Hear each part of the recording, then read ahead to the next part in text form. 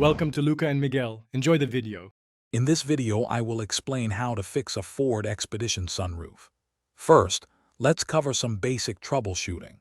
Begin by checking your sunroof switch and control buttons to ensure they are working correctly.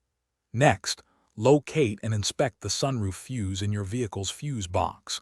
A blown fuse can prevent operation. If these are fine, try performing a sunroof reset or initialization procedure, which often resolves minor electronic glitches and can take about 10 to 15 seconds to complete. Many sunroof problems stem from simple maintenance issues.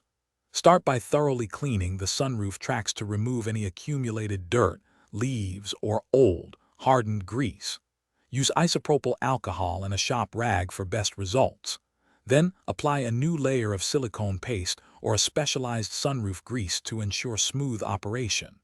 Finally, clear the 4 drain tubes, located in each corner of the sunroof trough, using low-pressure compressed air or a thin, flexible wire to prevent water leaks.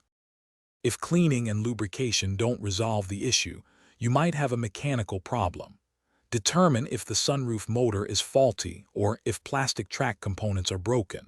A new sunroof motor can cost around $300 to $400 for parts alone.